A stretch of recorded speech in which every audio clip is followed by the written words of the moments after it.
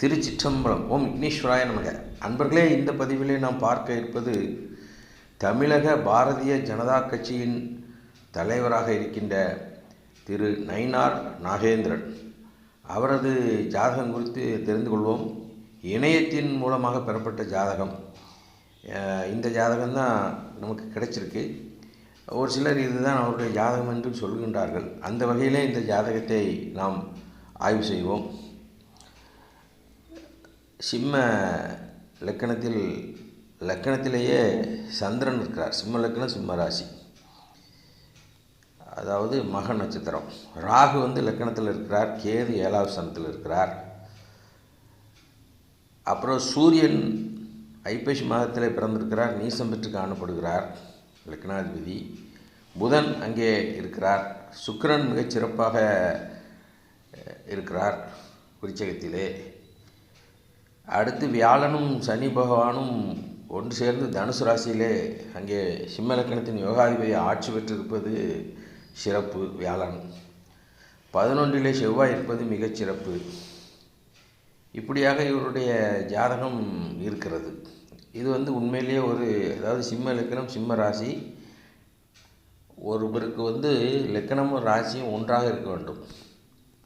அந்த லக்கணமும் ராசியும் ஒன்றாக இருந்து அங்கே குருவின் பார்வை அல்லது வேறு சுப கிரகங்களின் பார்வை இருந்தால் அந்த ஜாதகர் அரசனுக்கு சமமானவர் அல்லது அரச யோகம் பெற்றவர் என்று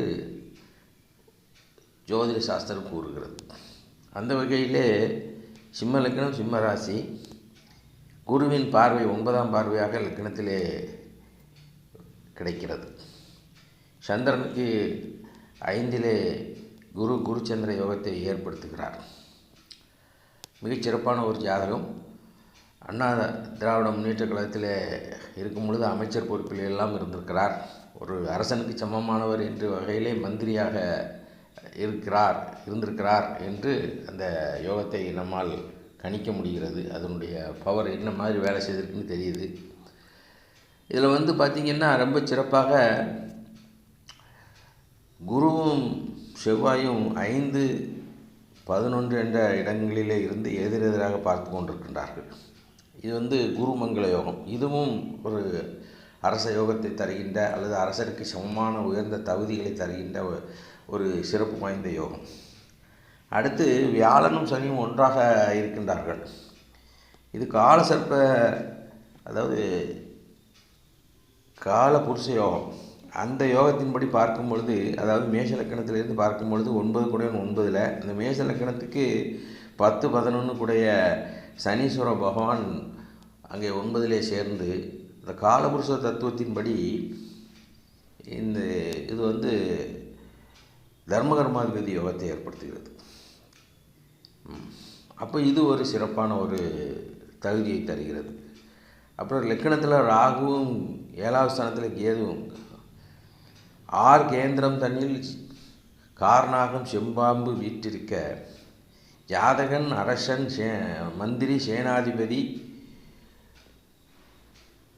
என்று வரிசையாக அந்தந்த ஜாதக தரத்திற்கு ஏற்ப அந்த யோகம் தீர்மானிக்கப்படும். கேந்திரங்களிலே ராகுகேது அமைவது மிகச்சிறப்பு. இப்படி பல சிறப்புகளை பெற்றிருக்கிறார். இப்பொழுது இவருக்கு இந்த சிம்ம ராசி என்று வைத்துக்கொண்டால், இப்பொழுது அஷ்டமி சனி சென்று கொண்டிருப்பது இந்த தேர்தலில் அவருக்கு அது ஒரு அஷ்டமி சனி என்பது அவருடைய வேகத்தை காட்டத்தான் செய்யும். அப்போ இருக்கிறது இந்த ஜாதகப்படி. சில ஜோதிடர்கள் அவ்வாறு கூறுகின்றார்கள். ஆனால் இவருக்கு திசை இப்போ வியாழ திசை நடந்து கொண்டிருப்பதாகவும், அது மிகச்சிறப்பான ஒரு யோகாதிபதி திசை என்பதனாலும் சமாளித்து விடுவார் என்றும் ஒரு சில ஜோதிடர்கள் தங்களுடைய கருத்தை கூறியிருக்கின்றார்கள். அந்த வகையிலே ஆனாலும் கூட இப்பொழுது தமிழக பாரதிய ஜனதா கட்சியினுடைய மாநில தலைவர் என்ற உயர்ந்த அந்தஸ்திலே அவர் வந்தது மிகச் சிறப்பானது. இன்னும் இந்த திசை இந்த குரு திசை இவருக்கு ஒரு சிறப்பான திசை பார்த்துக்கிடுங்க. அது இப்போ தொடர்ந்து அடுத்தடுத்து இந்த திசை தொடர்ந்து பயணித்து கொண்டு இருக்கிறது. இந்த திசையில் இவர் பல்வேறு வளர்ச்சிகளை கண்டிப்பாக பெறுவதற்கு வாய்ப்புகள் இருக்கிறது என்று சொல்லி நிறைவு செய்கிறேன். நன்றி, வணக்கம்.